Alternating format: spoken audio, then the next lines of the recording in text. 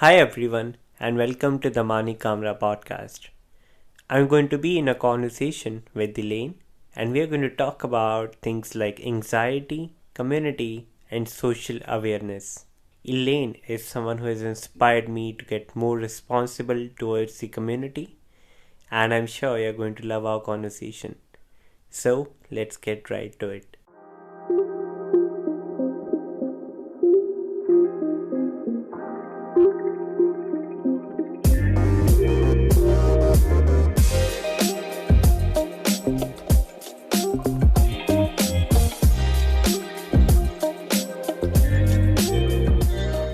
Elaine, thank you so much for being on the Mani Kamra podcast. How are you? I'm doing good, Manik. How are you? I've been doing good as well, Elaine. How was your day? What did you do? Because I know you do a lot of things, and you're one of the person that I actually look up to for managing so much things in such a short time. So, what did you do? Well, today was actually a pretty hectic day because, first of all, thank you for saying that I inspire you. That's so nice because you're also someone who really inspires me in different things.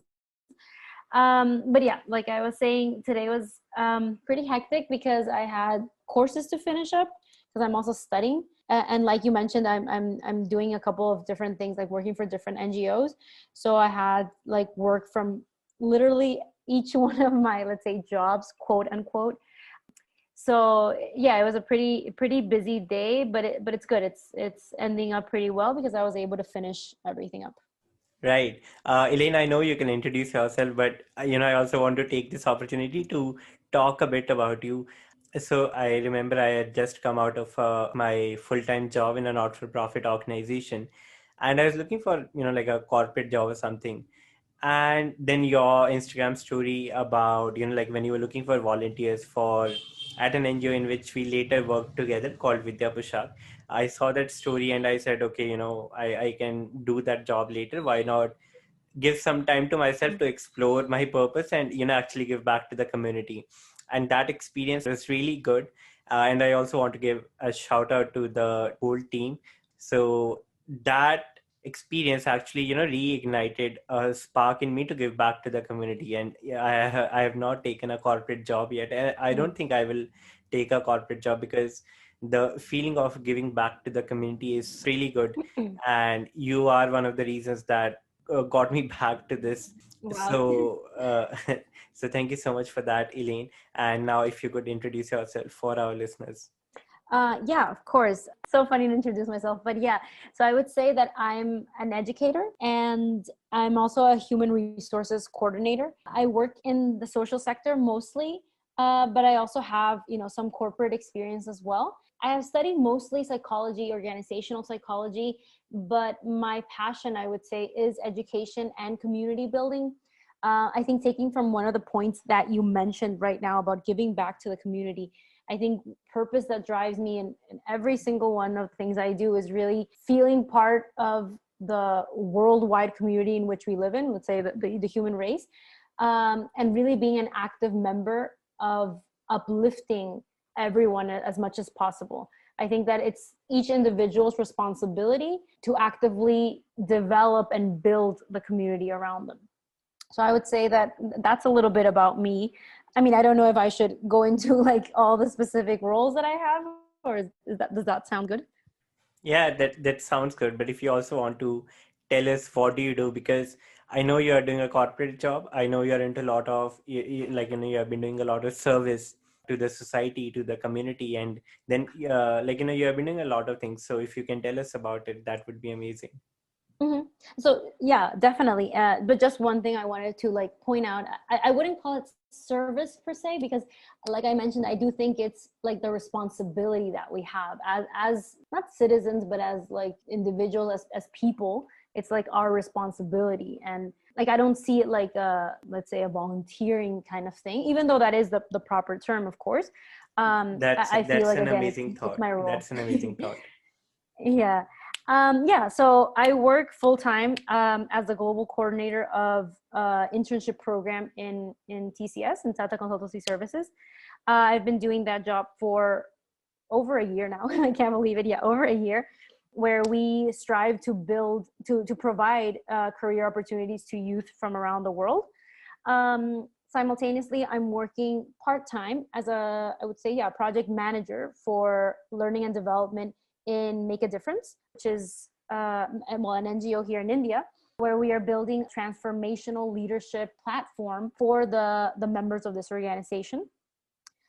Additionally, I'm teaching. I teach. I tutor privately. Then I'm also a social and emotional learning interventionist at an NGO where I've built a curriculum for this course that is SEL. And additionally, in the same NGO, I'm an English facilitator as well. Right. Oh, and of course, the NGO where we met as well. I forgot. Yeah, video, video Poshak, where we're actually, I mean, where we had started, actually getting to know each other. I worked there as a student mentoring program coordinator. Yes. I think, Elaine, do you have like a 5 pages CV or what? Because you have been doing a lot of things. And one thing that, actually made me very curious, I want to ask, what does a social emotional interventionist do? Oh, okay. So actually, SEL, like the smaller version of that, SEL is actually a really up and coming course that is starting to take a lot of notice in different schools. The idea behind it is to develop these, as the name says, social and emotional skills in students from early on, from like a young age. The idea is actually to train teachers in this, so their methodology and their teaching style can be very oriented towards the development of these skills. But this takes more of a holistic perspective, right? This is not a quick fix that you implement in your organization. So this takes some time. So what the NGO here is doing with their virtual school is delivering these lessons 2 times a week to their students in hopes that it can, at least put the base of the program that they want in the future. Because, and it's something that I really relate to, is the fact that we shouldn't just wait until the entire program is built up to start guiding the students of the now. Because while we take that time to really build up a program or a project, there will be some students that are left behind. And the NGO really wanted to kickstart, because we already have the curriculum, because we already had the lesson plans. It was like, okay, let's start this now, and once schools are back open, then we can mold it to what we really see fit. So yeah, but I do recommend that if anyone has children or works with children, that they read up about this. There's really interesting courses on Coursera, I think, and and different platforms. I think for any teacher, it's something super valuable. Right. I think that's very interesting, Elaine. What you talked about, this is something I talked with my previous guest, Praneet Singh. We talked about things that are not typically taught in a school. So we talked about, we are not taught how to love someone, or we are not taught, Mm. how to approach someone who does not worship a same God as we do, or, who does not look Mm-hmm. similar to us. Things like emotional intelligence, these are things we're not taught in the school, right? Mm-hmm. And Elaine, like, I want to ask this because the previous guest I had, everyone has a very strong sense of purpose. And for you, like, I can undoubtedly say that you have a very strong sense of purpose, right? You have been doing so much for the community. And I really liked when you said that it is not something like, it's not a service, it's a responsibility that every human has, right? Mm-hmm. And this kind of, I would say you are a woke person. You are aware of the injustice that's happening around. You are aware of the social differences that we have. Elaine, Mm-hmm. has there any, or have there been any events in the past that made Elaine like this? Because I don't think I have figured my purpose 100% yet, but I know it has Mm-hmm. something to do with the education and uplifting the rural community through education. Mm-hmm. And that happened Mm-hmm. because I grew up in a sort of rural community, and I could see the things we did not get, that the students from, let's say, the metro cities got. So, Mm-hmm. these are like the events that happened to me that made me, the Manik who I am right now. So have there Mm-hmm. been any events in your life that made Elaine like this, who is so passionate about doing her, so I don't know, no, I don't want to use the service word, but being so responsible for the community. Yeah, yeah, yeah. I really loved how you phrased this, and a question that is very similar, perhaps more in a more crazy way, is something that I keep seeing in memes on Instagram is what radicalized you? Like what made you know this person that wants to kind of dismantle these systems of that oppress us all, basically. Oh, I think yeah, yeah, that's amazing. I really like how you shaped it. it's yeah, so I have thought about it. I mean, it's so funny how like social media sometimes teaches us things, but yeah, I have thought about it because of this. And it's actually, I mean, not my story to tell, but I'll try to frame it in the best way as possible. I feel like this passion and this role that I have now, let's say, I inherited it through my father, because he actually lost his parents when he was 3 years old, and he was an orphan since that age. He lived in several shelter homes. He had a very difficult upbringing. He would actually say it was a really challenging. Yeah, if he somehow listens to this, I'll just correct myself for that. He calls it like a challenging upbringing, because he did have to beg on the streets for money, and him and his brothers and sisters faced a lot of hardship, which is, let's say, really foreign to me specifically, because I did not face those things. And from a young age, I learned about compassion from him, because something that he always told me was, you have been given this privilege of, I mean, whatever type of privilege you might have. I mean, we all have different privilege, right? But you have this privilege of being in this family, of having these opportunities, but it's not something that you were kind of like, let's say, quote unquote, blessed with. It's something that you will have to continuously work for. So it's not only you who has this.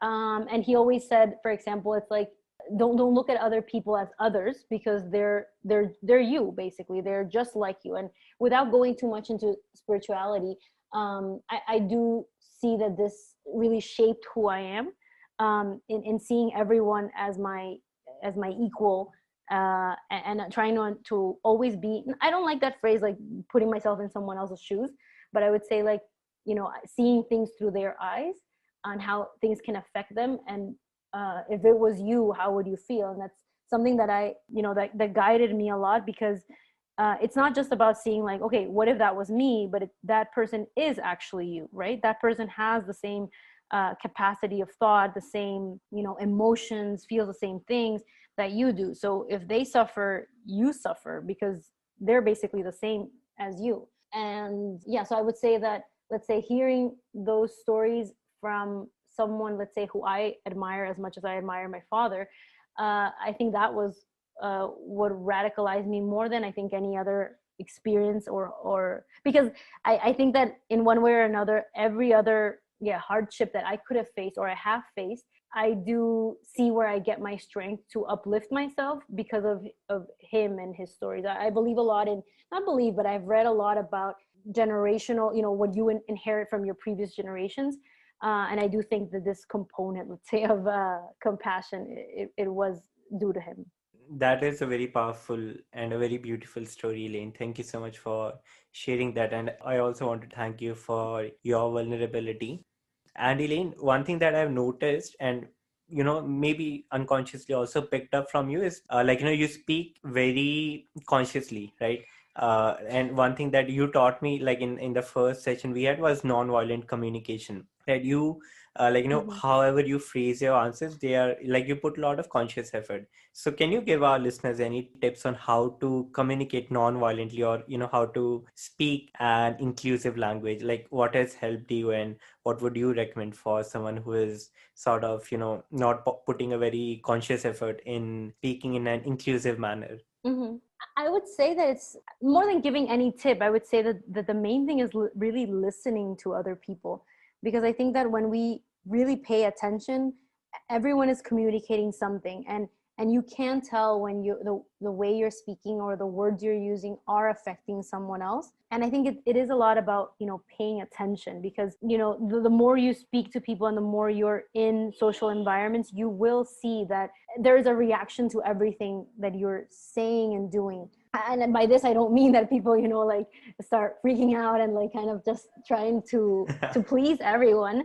I'm just saying that we should observe how our presence affects, or in a positive or a negative manner, other people. And I mean, quite, let's say, I do think I should mention, like, I think anyone who's listening, and anyone who faces problems with anxiety might feel like, oh, this relates a lot to what I already do with my life. And I do think that, let's say, everything about who we are is related, right, in one way or another. And I do think, as much as I can talk about compassion and everything, I do think that one of the main reasons why I started trying to learn more about nonviolent communication, for example, was because of like my social anxiety, right? So I think it is about also playing your strengths, and also not taking things so hard on yourself. Like, I think that because of the culture nowadays and everybody trying, like you said, trying to be woke and everything, trying not to make mistakes publicly and everything, it can get a little bit tough. But in the end of the day, I think it is about putting the effort, doing the work, and listening to other people, because there's so much knowledge out there. People want to tell their stories, and if we just pay attention, especially people who have privilege, if we just pay attention, there is so much that we can learn from them. Right. Elaine, first of all, again, thank you so much for opening up on this platform. I think that's very courageous of you. You talked about, you talked about anxiety, and I think, including me, a lot of people have suffered anxiety, and they still do. I think it does not really end. So how does someone speak about it on a, like a social media platform? Like, from where do you draw your inspiration, or from where do you draw that courage, that power that you need to open up about your anxiety or other mental issues? I think that it's a process for sure. I don't think that it's necessarily easy for everyone. I mean, everyone is coming from a different space, right? And different experiences, and how receptive also other people have been to them speaking about it. I think I was very lucky to, because I think it's also because I studied psychology, and the people around me, during those years of university were being trained in that way, that I, I was able to accept that I do suffer from anxiety, instead of just hiding and pretending that it wasn't real. And more than acceptance, I would call it taking ownership of it. Just like I mentioned, I mean, there will always be qualities that about you that are maybe positive or negative, but it depends on who's looking, right, on from what perspective you see it. And I think that every bit of you can be lovable if if you intend it to be that way. So I try to see, I'm still making peace with it. I can't say that this is like a battle I've won. I don't think any mental health issue is ever a complete win. But I do try to see it as something that I can use, or that I have to more than just live with, I have to thrive with. And while there are a lot of downsides to having anxiety or living with anxiety, there are also a lot of qualities that you develop because of it. Or personally, I can say that happened for me. So I think it is about that, about kind of owning who you are with every bit of you. Beautiful. Elena, I especially loved when you talked about that, you have to thrive with your anxiety and owning up to who you are. Like, it sort of helps you to look inward and find who you actually are, right? And I think I have Mm-hmm. suffered that as well. Like, there was a time when I used to cancel a lot of plans last minute. Like, I would be really excited for a Mm-hmm. plan, and at last minute I would say I don't want to go.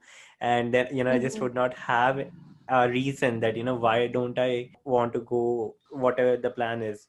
Right. Yeah. Elaine, so I want to ask, so how long you have been living in India? Oh, I've been living in India. Okay, so since June 2018. So it's been, yeah, over 2 years now. All right, so it's almost like 30 months, right? Yeah. Elaine, so living in a different country, or sort of like moving around, does it amplify your anxiety, or like how do you find belongingness, and how do you find peace. I know every person has to find peace in ourselves. I don't know if that's a perfect way to phrase that question, but I know you are a great person to answer this, so I just wanted to ask. So I think that for me, very specifically, and I'll be like very open with you. I don't know if this might, anybody who hears it might help them in some way, but more than the specific country where I am and if I belong or not, I did see that I faced similar challenges that I had in my life, but in an amplified manner. I don't know if that makes sense. So let me try to like explain it better. So I think that we bring into our existence certain unhealed, let's say, events, and we kind of repeat them. And I think that when you take such a life-changing, perhaps, experience as moving to another country, or even just going abroad for some time, or changing career paths, or leaving a partner, or whatever my life-changing experience might be, it really puts you in this position for these, again, unhealed events to come forward. So I do feel, specifically with what you're saying about belonging, I do feel that I had a hard time fitting in and kind of accepting my surroundings. Like, I felt this throughout my life. So it was actually, when I look back on it and when I've gone to therapy and talked about it, I realized how interesting to say it is that I decided to move to a country where I don't speak the language, where the culture is different from where I originally come from. And this stems from a lot of places. For me in particular, living, being born in one country, then living in another country, then speaking a different language from my family. And there were small things that throughout my life I kept feeling like I don't belong. And then coming here to India, it was like, I'm not going to continue acting as if I'm the victim of this situation, because this is something that I decided. So we come back to ownership, right? Like, I have to take ownership of my life and not just fall back into the role that I think I've been assigned to play. Now, this is not like in any way advice to other people. This is just how I saw it. But it can definitely be different for other people. So for me, belonging is something that has taken a long time for me to embrace, kind of, that first I should belong to myself, and then I can belong to my environment. But yeah, it's a different journey for everyone, for sure. Right. Again, Elaine, I'm really appreciative of how do you phrase, or that you said that this is not like an advice to someone. Like, I would say you are socially aware. You are aware of how everyone has, a different journey, and how, like, no two experiences are similar. No two persons are similar. Mm-hmm. Like, they have a lot of things in common, but the experiences are different, and everyone has to own up to their experiences. One thing that I want to ask you, because I know you're learning Hindi now, how did you how did you overcome, or how are you still overcoming this, the I wouldn't say problem, but a challenge of coming to a country that speaks a different language than you? So I think that something that I really realized here, and being around perhaps other foreigners for the first few months that I was here, or the first, like, I would say half a year that I was here, is that I constantly heard from other people saying like, oh, they don't speak, let's say specifically English. They were like, well, they don't Mm. speak English. Like, so when talking about, let's say, someone in the street, or someone they were working with, etc. And then I started thinking about this, and I realized it's not that they don't speak English, it's that we don't speak their language. Like, we are the people that have come here, and it's not about other people. Let's say it's not about going to any country and then asking people to kind of assimilate your culture. That goes back to colonialism.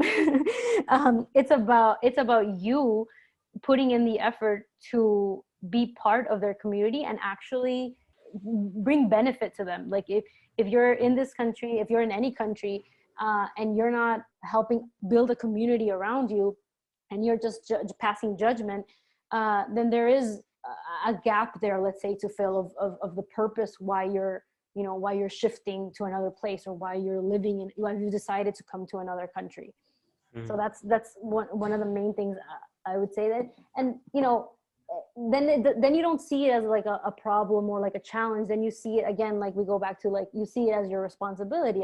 I've come to this country and I want to contribute, and one of the things that I feel like would allow me to contribute more is if I was able to speak the local language. Of course, I know Hindi is not the local language, but it's one of the few ways that I can maybe communicate to more people.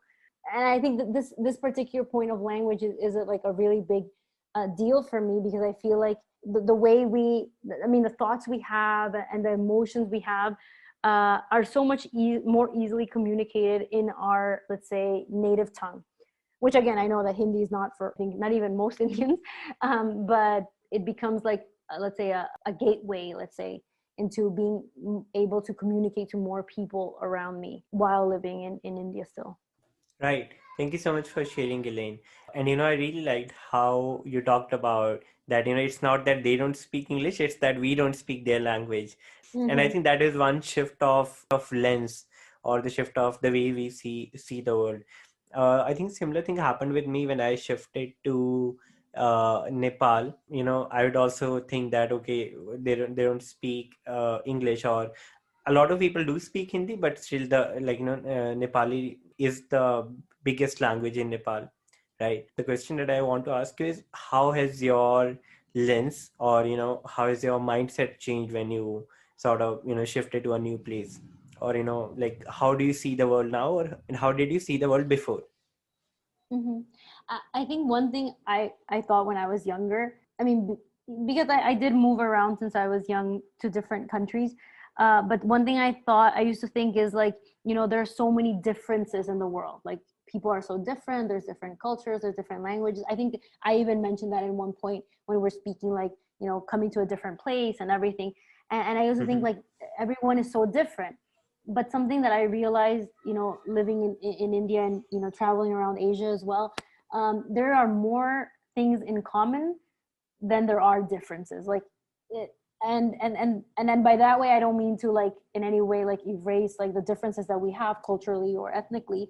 What I mean to say is that as humans, we live a similar life experience, in terms that we all feel fear, we all feel love, we all want the best for our loved ones, we all have dreams, we all have goals, we all want to achieve something, we all want to look nice in the morning.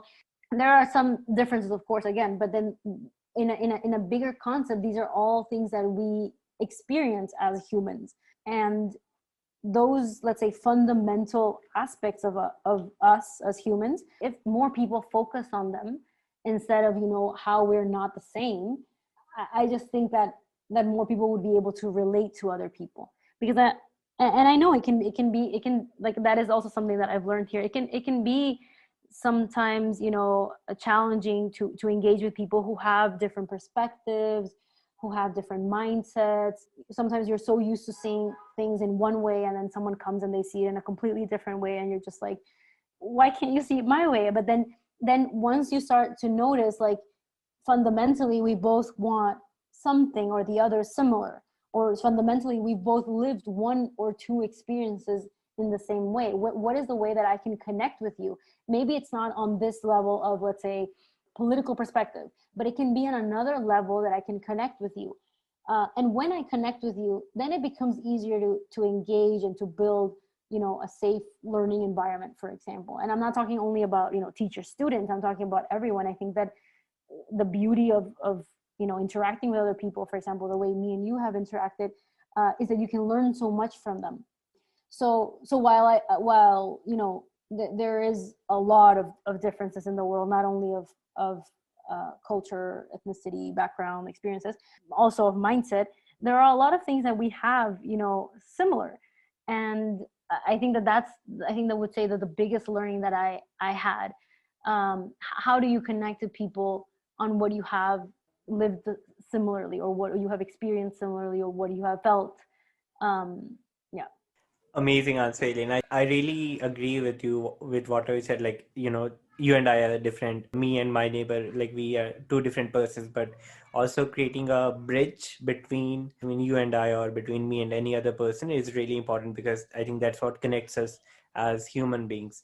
And I think that's also sort of like the definition of a global citizen. Like, that there are people who are different than you, but you also like sort of coexist and also create a bridge between any two persons, and connecting on a similar level. So I want to ask, what's your definition of global citizen, because I think you would be an amazing person to answer this.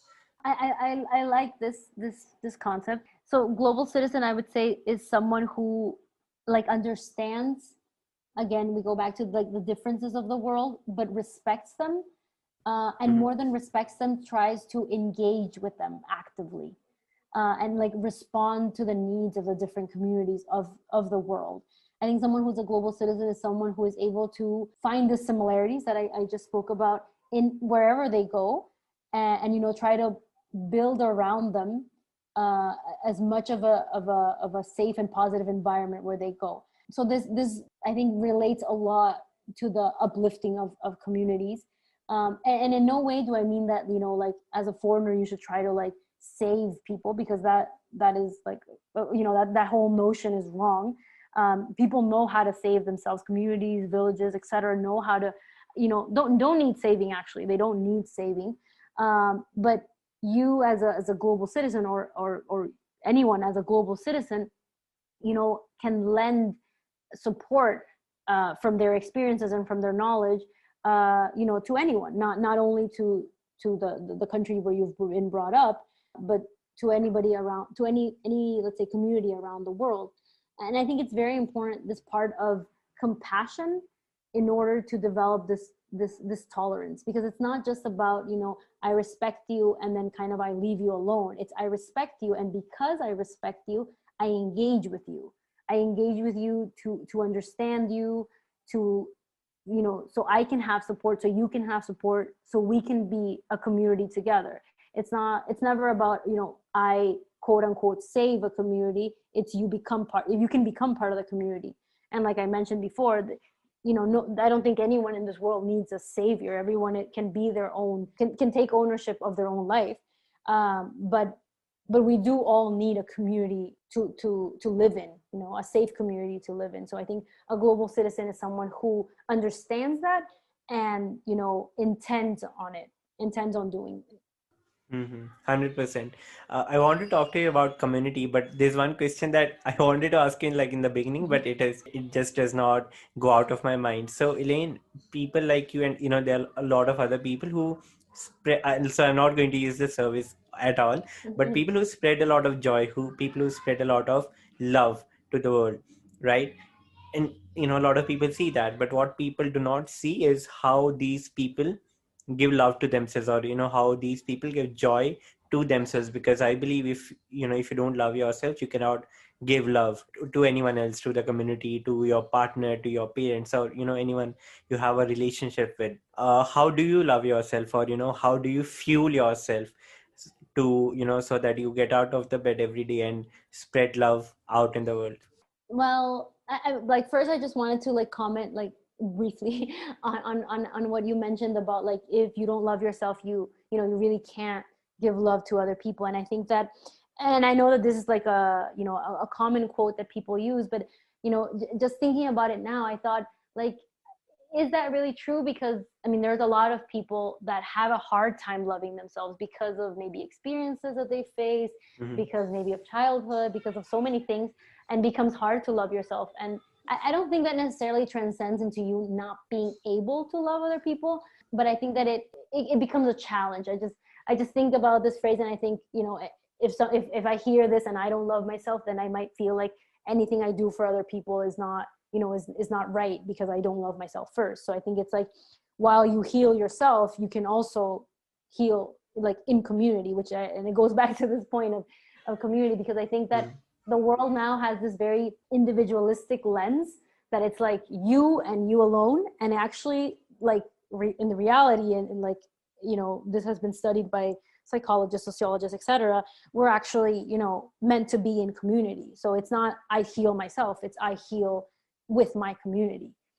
and therefore, we all collectively heal. So I wanted to mention that because I thought, because it's actually something that I've also discussed with my therapist, and I think that Mhm. that's 100%. um, something that relates directly to your question. How do I self-love myself? I think it's, as I heal myself, I can be a better member of my community.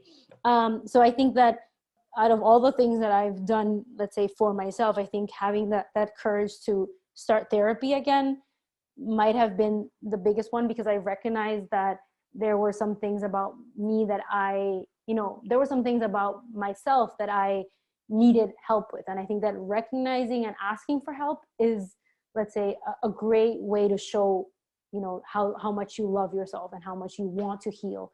Um, you know, so yeah, so I think that would be like my main thing. And then, as a side thing, I would say that it goes into like the daily habits we have, and being like trying to be in awareness of what we're doing and not just going through the motions. And this, like you mentioned, I'm doing a lot of different activities. And when you are, really busy, I mean, anyone who has like college or anything like that, can relate. Like, you can sometimes lose track of time because you're not even aware. You're just kind of like going through the motions, kind of like robotic style. And I think that those pauses that you can take of being like, okay, I'm back, like I'm here, like, grounding exercises are also a really big form of self-love, because you should never let your life kind of pass you by. You should never just exist. It should be, a life full of, energy, emotion, etc. So I think that I would go back to that, and that I related a lot to, for example, eating, which is something that we all do, right? So then, like, this type of conscious eating, like, and making sure that what you're doing and what you're eating, and how you're, bringing, nurture to yourself, is actually for your benefit, not just, for substance, or like, just to survive, like I mentioned, but it's actually something that is Mhm. healing you as well. So yeah, so I would say that. And then finally would be sleeping, which I think personally is the thing that I have the hardest. Like, I have had very negative sleeping habits, but I can tell, those days where I'm feeling good, and I'm able to manage my emotions well, that I do sleep better. And that's kind of like the final demonstration of self-love, being able to sleep well. So yeah, I think I would say those things. Mhm. Right. And I think, the things that you talked about, like, what we eat or sleeping is also showing love to ourselves. A lot of people do sleep, but, a lot of people, like, they eat, but just for sustaining in this world, or like, just for living. But when you start eating very consciously, like, you understand what you're eating, where has it come from, how much protein it has, or, how much carbohydrates, or how much fats, or how much fiber it has. I think it, like, you get aware of what you're eating, and then you're putting that in your body. So, the energy on your Mm-hmm. plate, it goes into your body. Also know a lot of people who have a hard time sleeping, and they drink so much alcohol that, they just want to pass out. Right. So I Mm-hmm. think that would not be a way to show yourself love, or, be a way to serve Mm-hmm. yourself. Right. Mm-hmm. So Elaine, coming back to True. the thing that we talked about the how do you define community? So community, I would say, is a group of people who want to, I think this word got stuck in my mind, to thrive together towards a similar, with a similar mission in mind. This mission should, let's say, in most cases, be that, continuity of the community itself. But it can have diverse perspectives as well. So let's say a community takes care of itself, right? A community is self-sustaining. A community ideally would be self-sustaining and would be beneficial, would bring benefit to everyone in it. So we can talk about, for example, simply like a neighborhood, or we can talk, in a bigger sense as, perhaps like a city or a village. Community can also be, for example, the people, for example, in your own, let's say, that belong to the same groups as you do, right? Then perhaps you have something in common. So I think communities are not just, the people who live around you, let's say, like a neighborhood, exactly, but it can have different implications. Like it can have different, sorry, applications. It can have different applications. Um, yeah. So yeah, that's how I would define community. Right. Elaine, so how do different communities coexist? Like, obviously, let's say two communities have different culture, different vision, different purpose. So how do two communities coexist? I think definitely it is possible. I think it's actually, I would actually say that it's part of our nature to coexist. If we think back to animals and the way they interact with flora in general, it's such a harmonious type of effortless coexistence, right? It's not, no one is behind it, like kind of masterminding everything. Uh, well, as per my beliefs at least. And it happens kind of due to the intrinsic motivations that each species or each living organism has, right? So I do think that like in our nature, humans also have this capacity to coexist with in different communities, let's say, in different groups of people, irrespective of our differences. We do have this capacity. Now the how becomes more complicated, um, because again of how complex we are as species, right? And I don't think, like going back to what we were talking about before, I don't think that we should see this as a negative thing, but actually try to place it in our favor. Okay, we are very complex, very different, individuals, but then we go back to what I mentioned. What are the things that we have in common, and what are the things that can join us? And I think these are principles that we can take when we think about coexistence, and that translates finally into a set of morals and a set of values that would ideally be guiding this coexistence.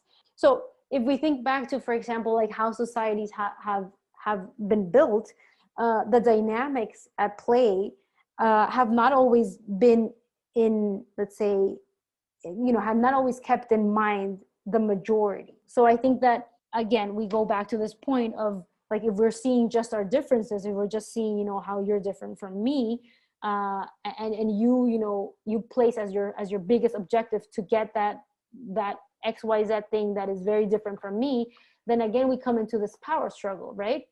But if we're all thinking, okay, collectively, what are the things that join us, and let's make that our objective instead of what separates us, then comes more strategies and more groundwork, as you might call it, to build this society that can actually have everyone living more fully, or living in well-being. It's definitely, I don't think there is a one size fits all type of strategy or type of methodology that can quote unquote save the human race. Mm. But I do think it is about this type of perspective and this type of consciousness coming into play whenever we interact with other people. And it's not only the perspective that I'm saying, right? Because that would sound like this is the answer, and it's not necessarily the answer. But I do think that it's one way that could bring about coexistence, or I think we already coexist whether we like it or not. I would just say like a peaceful coexistence, right? Right, that's right. So yeah, so I think that this having this awareness of what can join us instead of what separates us, and this tolerance towards differences can kind of foment or ignite that kind of desire to live in harmony. Right.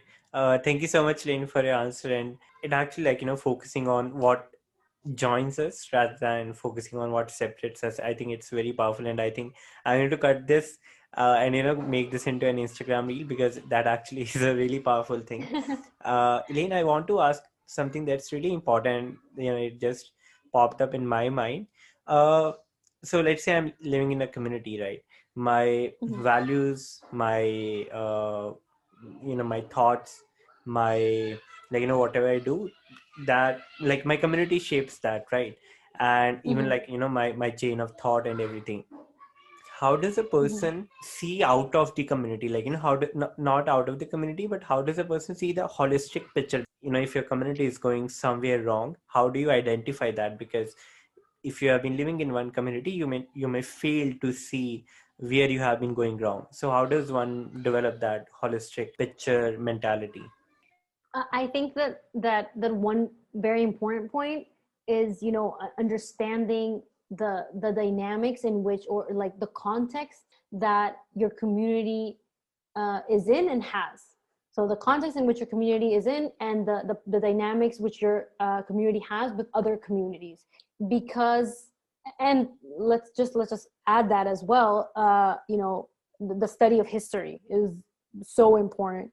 To really understand the reality of your community. Because perhaps, like, for example, let's take the example of people who come from, just not to name any country, like people who come from Mm-hmm. countries that have colonized other countries, right? Mm-hmm. That invaded other countries.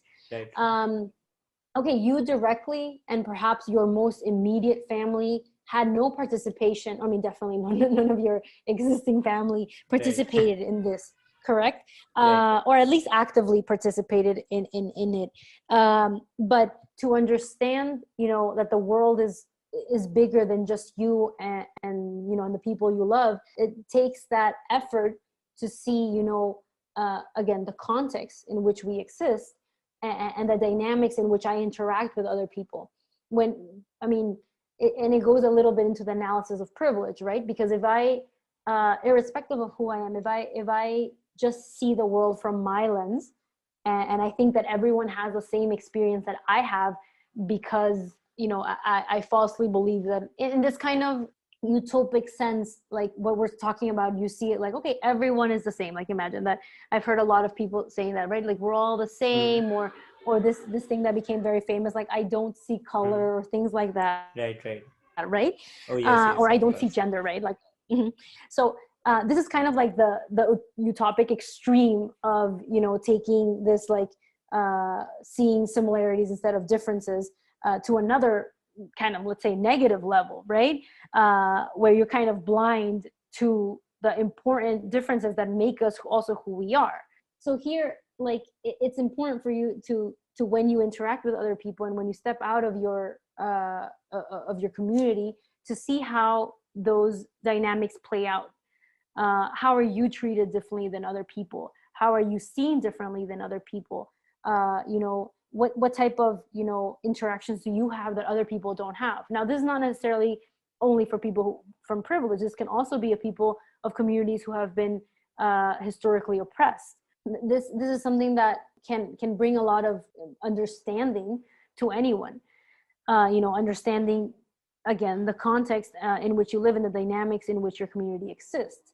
So I think that would be, a main gateway, if we can call it that, into holistic understanding, beyond just what your community lives.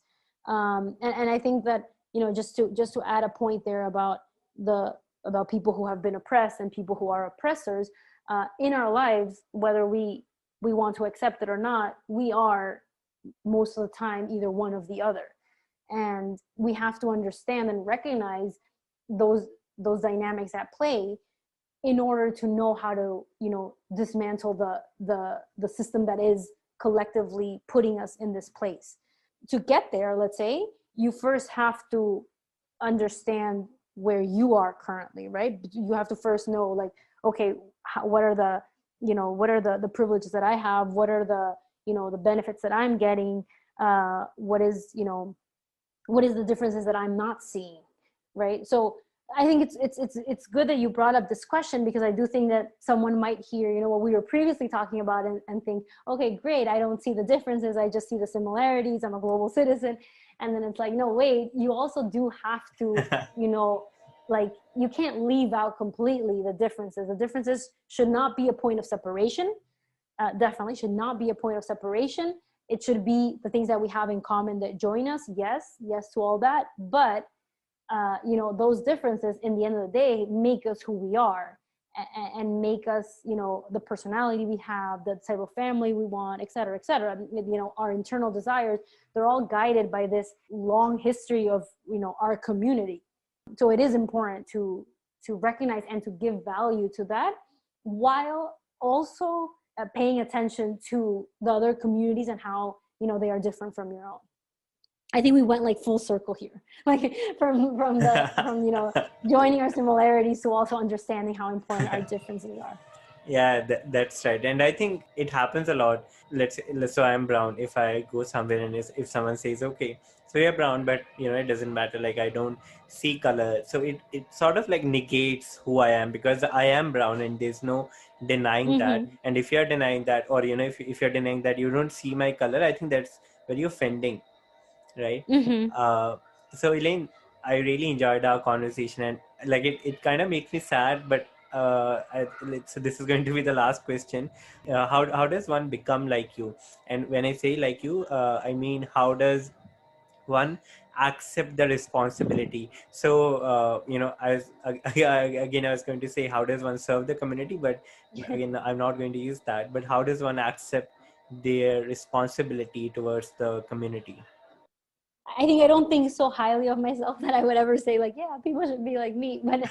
Um, but like, I mean, I get your question. I just like wanted to put out there that, like, I'm in no way like a, a You're one of the, like, representative. the like, the very active person on social media, is very open about, and I'm really appreciative of whatever you post on your Instagram and even your personal life. I love that you talk a lot about veganism. You have recently adopted a dog, Smokey. That's right. So I'm very Yeah, so appreciative of that. So, and I think very highly of you. that's so nice.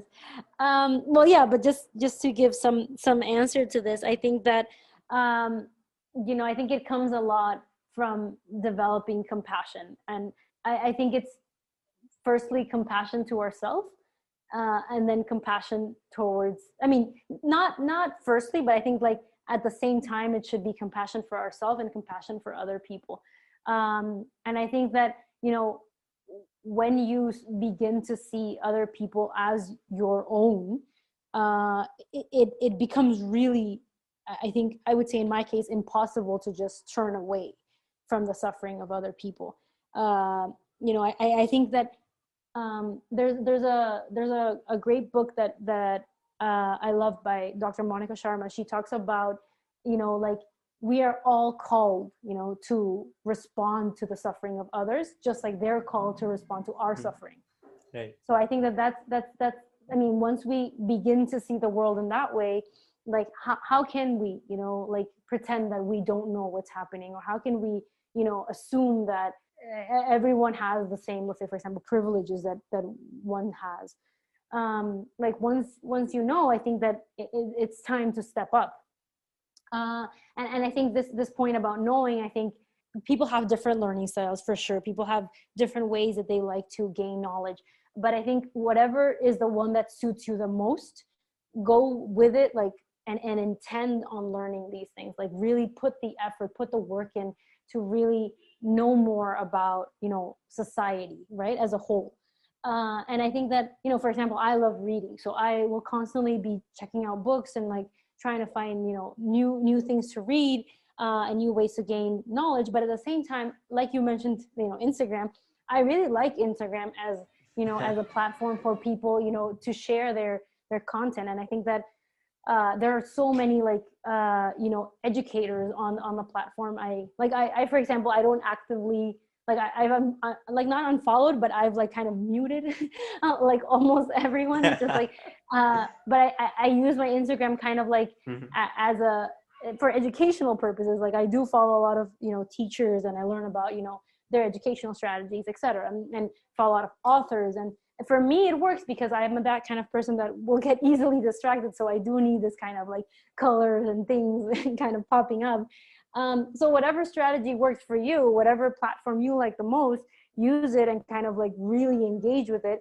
And I would say that the main thing is like, don't be afraid to like make mistakes in it. Like uh like I really don't like this, cancel culture that is like really big nowadays. Mm-hmm. Right. I do think that, just like something that I practice with my students, like mistakes are just opportunities to grow. And here I just want to make a parenthesis, like there's a big difference between like mistakes and like errors and like crimes. Okay, like just in case someone's Ah. like, oh, I've done, like I like, Yeah, anyways, that's yeah, right. there's extremes, right? But yeah, but basically, like those mistakes are opportunities for you to learn. And I hope that whenever people do make mistakes, they find someone, who calls them out or calls them in, like either publicly or privately, and then Mhm. you take that opportunity to learn and to grow. So I think that the more you engage with other people, the more you do the work, the more you put the effort in, like then you start developing this compassion, because and once you know, like I mentioned, I like, for me at least, I can't see the way to turn my back on it anymore. Not that I would want to, but yeah. Yeah, I'm not going to talk to you about that. And I really like, how you use social media for educational purpose, Elaine. So I have two accounts. One is for like, my personal stuff. Yeah. Yeah, the second account is solely for consuming a lot of content related to diversity, inclusion, and non-violent communication, and also giving out whatever I think is would be beneficial for anyone who is reading now, or maybe whoever reads it 1 month Hmm. or 1 year later, right? Hmm. And one thing that this podcast has given me, so before every recording, I Hmm. try to read a lot. Like I try to read at least like 2-3 books from different authors, so that I don't create a perception, or like so that I don't have my unconscious bias in my words. Like you get it. Like let's say I'm Hmm. talking about education, and I am a dropout, but like like unconsciously I would not want people to drop out. So I Hmm. read a lot so that I can create Yeah. something, so that I can also I can present an unbiased or unbiased opinion, right? Hmm. So thank you so much, Elena. I really love our conversation. uh, Hmm. so I like what would be your words to anyone who is going through a lot of anxiety or other mental health issues, but are not talking about it, or talking about it to anyone, or not opening up about it on the social media? What would you Hmm. advise them? Um, I've personally found a lot of comfort in, personal kind of communication. I don't think that's the way to say it, but like being able to talk to myself when I've had no one else to talk to, when I have, or more than that, when I have not felt comfortable sharing with other people the way I'm feeling. I do write to myself, and I do create this, let's say, the same content I now feel the courage to put on Instagram, or on any platform. uh, I would write to myself, like, this is something important to me. I want to manifest it. I want to, like, have a creation out of it. I need to put this energy somewhere. So that really helped me a lot, because it wasn't until I was able to visually see it, like how my mental health journey, I mean, to see a representation of it, I didn't feel like I had a big handle on it, because I was just seeing kind of like, oh, today's a bad day, today's a good day, today's a down day. And it wasn't until I, started collecting all this, and I kind of saw it, that I was able to notice, okay, like now I can see kind of like what are my trigger points, what are the things that make me anxious, what are the things that are toxic in my life, et cetera, et cetera. And the other thing is that whenever you have the courage to go to therapy, to seek help, be it from a friend or from a licensed therapist, go for it. But if you don't have that, let's say if you're not in that space yet, which is totally like understandable, um, you know find other ways to feel heard. And if it's difficult, to put out that content, you can read. I think reading helped me a lot, because I felt heard through books that I read, even though I wasn't speaking to anyone. And I think that's so powerful, that something that books have. For some people it might be songs, for some people it might be books, like me it might be movies. But there's so much content out there. It's just about kind of finding your own little safe space where you can kind of retreat and feel that that comfort that you want around you. And because you were talking about biases, I mean, just to wrap up, I would really recommend the book called Biased.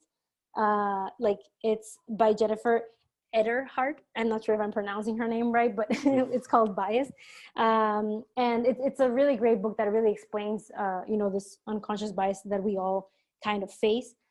And then just the very last thing about what you said about, how you like you're a dropout and everything. Like I think that unfortunately has like a negative connotation nowadays.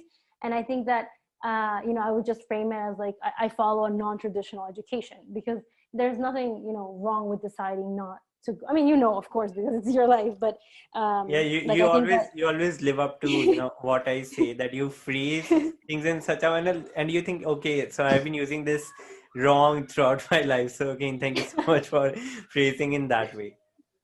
no, I mean, whatever you'd like to call it is fine, but I think that there's no need to put like that negative connotation on things. And it's just like, if we all believe that things have to be one way, or there's no right way, like it just kind of builds upon that same bias, right? So yeah. Elaine, thank you so much. I feel very satisfied after our conversation, and I'm already thinking, okay, when would be the next time? When will I, when will I get to have another conversation with you on the Mani Kamra podcast? But Elaine, thank you so much for your time, and it was a pleasure having a conversation with you. Oh, it was great to talk to you as well. I really like this experience, so thank you. Right, goodbye, take care. Bye bye. So, this was our conversation for today. I enjoyed it so much, and I hope you enjoyed it as well. If you have any suggestions, feedback, or queries, please reach out to me on my Instagram or my email, which is info@manikamra.com. See you all next week.